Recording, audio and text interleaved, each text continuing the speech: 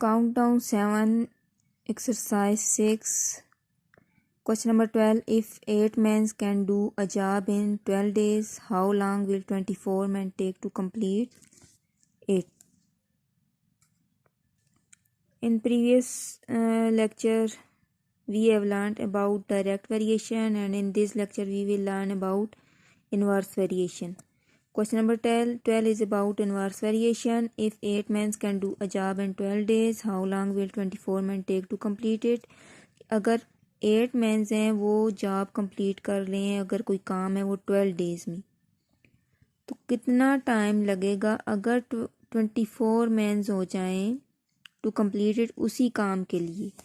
तो अगर तो 8 बंदे हैं 12 दिन लगा रहे हैं, तो फिर 24 बंदे जब हो जाएंगे 24 मेंस, तो फिर वो कम वक्त लगाएंगे और काम जल्दी कवर हो जाएगा। तो इसके लिए हम क्या करेंगे, पहले प्रोपोर्शन मेथड कर लेते हैं। सबसे पहले हमें दिया हुआ है 8 mens can do a job in 12 days. 8 mens 12 days. इसी तरह से 24 mains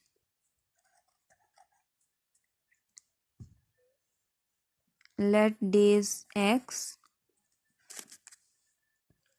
Here if we increase the number of men's, the number of days will be decreased. So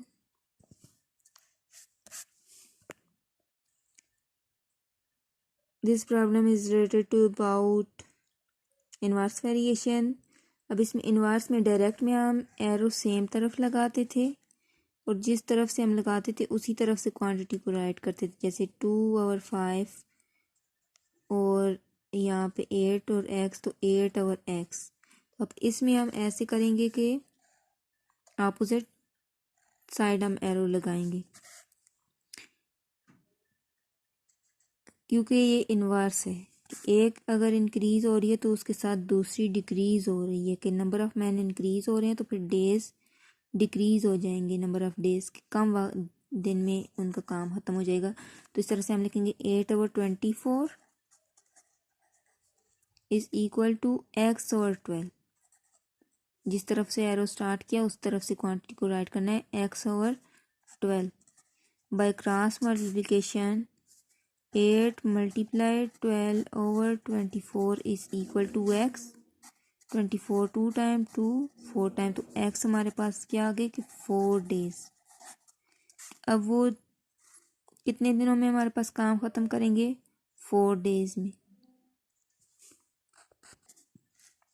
अब इसका यूनिटरी मेथड इस तरह से कि हमारे पास क्या आता है, 8 men can do a job in 12 days.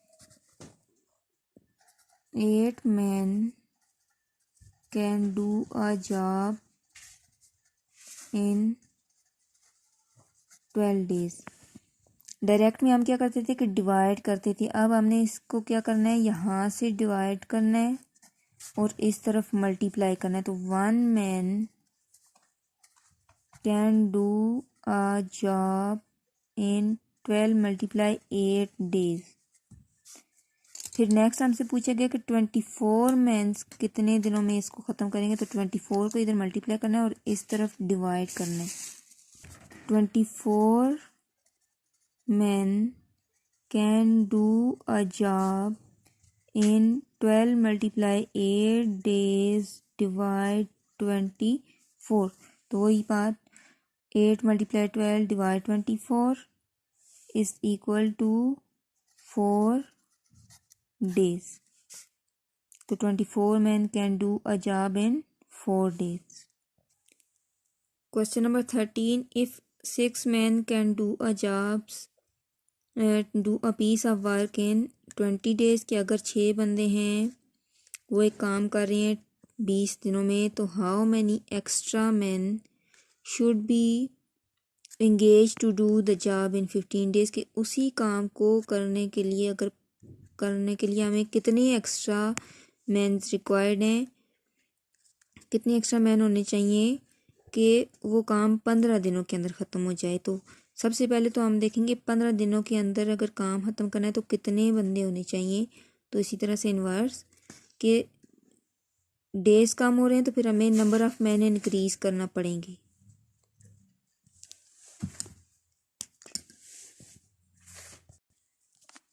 Inverse proportion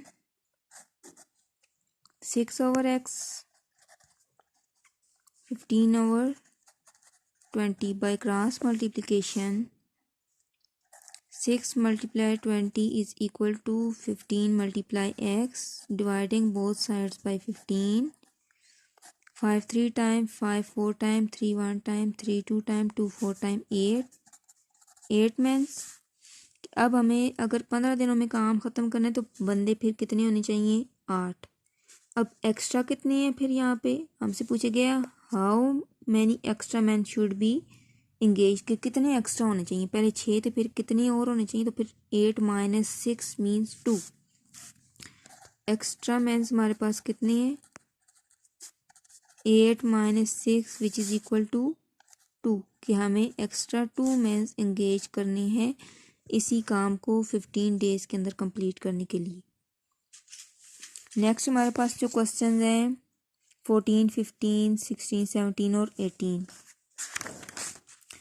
ये हमारे पास इससे रिलेटेड है कि using proportions according to the Islamic law of inheritance the property and the money a man leaves behind must be distributed amongst his family in the following ratio के अगर इस्लामी law के मुताबिक जो है प्रॉपर्टी या कोई जायदाद या कोई पैसा वगैरह अगर कोई बंदा अपने पीछे छोड़ जाता है तो उसको उसकी फैमिली में किस तरह से तकसीम की जाए। सबसे पहले तो उसकी जो बेवा है उसको 8वां हिस्सा मिलेगा टोटल प्रॉपर्टी का 1/8।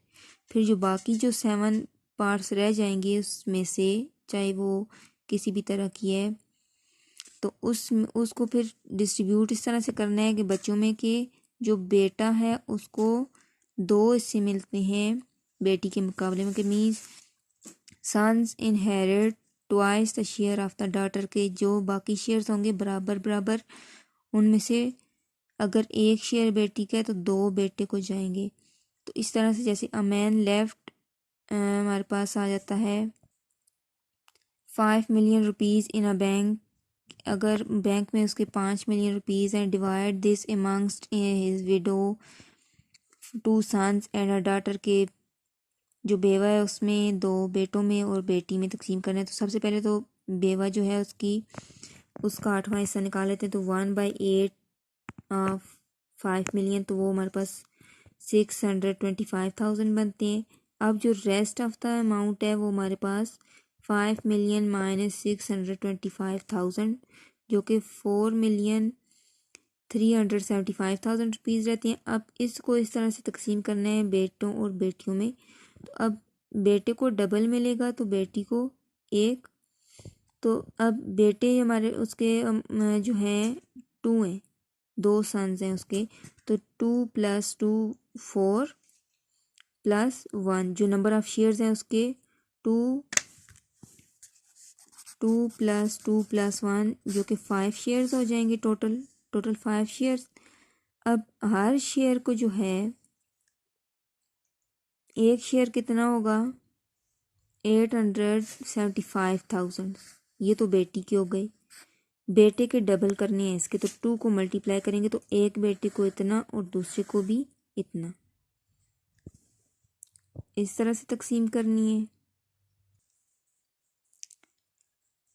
Question number 14 a man left saving of ₹250,000 to his wife, 2 daughters and a son. Find the value of the share that each received। कि अब इन रुपीज़ को इस तरह से डिवाइड करना है कि वाइफ का 2 डॉटर्स का और सन का जो अपना अपना शेयर है वो कितना कितना आएगा। तो सबसे पहले तो जो टोटल अमाउंट है वो हमारे पास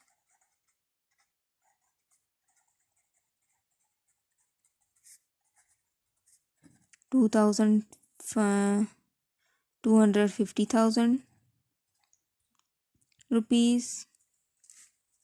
सबसे पहले जो उसकी वाइफ का शेयर है मीन्स विडोज शेयर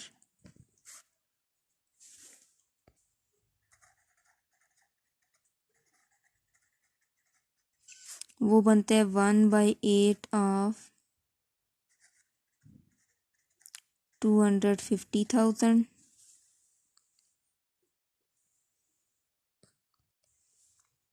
जो कि 31,250 बनता है। अब जो बाकी वैल्यू रह जाएगी, जो अमाउंट रह जाएगी, वो हमारे पास रहती है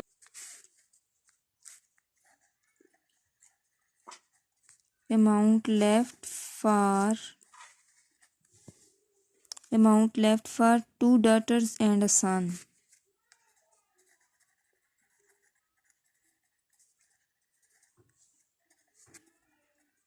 वो रहती है हमारे पास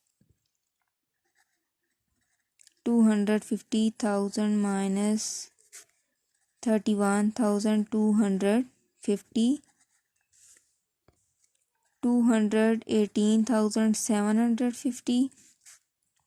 अब इसको इस तरह से तकसीम करने के, अब सबसे पहले तो शेयर्स जो हैं, शेयर्स हमारे पास आ रहे हैं 2 बेटे के हैं और एक बेटी का और एक दूसरी बेटी का, तो ये हमारे पास टोटल 4 शेयर्स हैं। अब हमने पहले एक शेयर चेक करना है।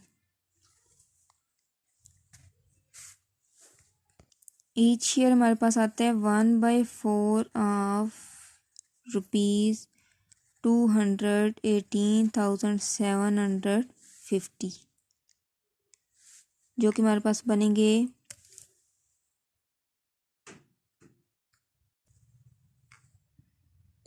54,687.5 कि हर एक शेयर में इतना आएगा, लेकिन ये एक बेटी का भी इतना शेयर, दूसरी का भी। Each daughter gets 54,687.5 rupees and share of son is 2 time of daughter, तो share of son is equal to 2 multiply, उसका डबल होगा बेटी के शेयर के, तो फिर क्या जाता है, जो सन शेयर है वो 2 time daughter's share. So 2 times daughter's share is 109,375 rupees. And each daughter gets 54,687.5 rupees. इस तरह क्वेश्चन नंबर 15,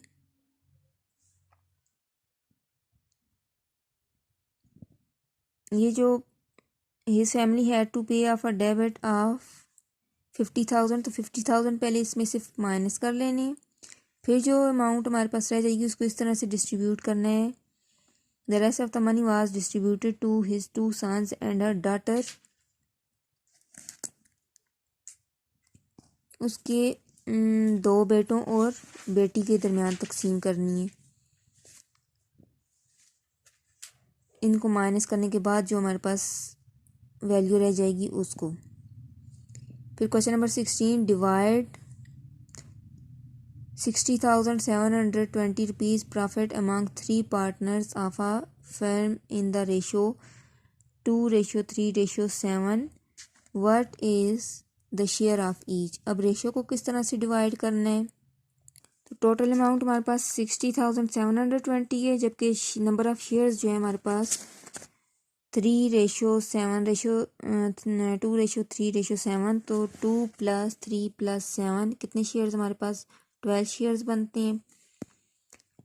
अगर फर्स्ट पार्टनर का चेक करेंगे तो 2 बाय जिस पार्टनर का चेक करना है उसका share divide total share, 2 / 12 multiply 60,000 की जितनी अमाउंट को हमने डिस्ट्रीब्यूट करना है कि उसमें से उसका कितना शेयर बनता है, कितना है उसमें प्रॉफिट, उसमें उसको डिस्ट्रीब्यूट होगा। तो अब यहाँ पे इसको 60,720 से मल्टीप्लाई कर लेने हैं।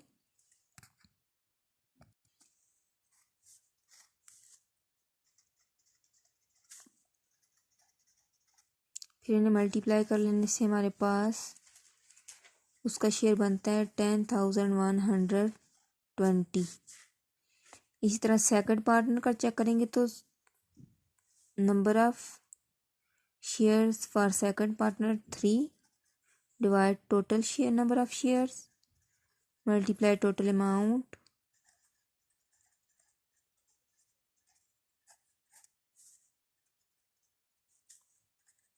multiply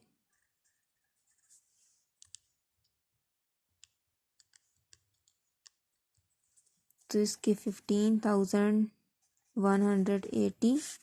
इसी तरह जब थर्ड पार्टनर का चेक करेंगे तो उसके नंबर ऑफ़ शेयर्स जो हैं वो 7 है, टोटल नंबर ऑफ़ शेयर्स 12 है और टोटल अमाउंट जो डिस्ट्रीब्यूट करनी है वो 60,720।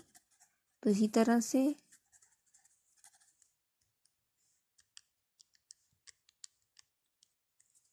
तो इसकी 35,420।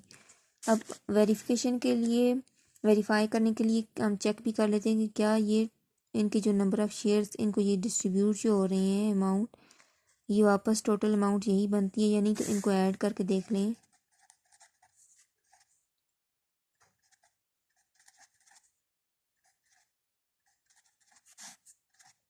टेन 12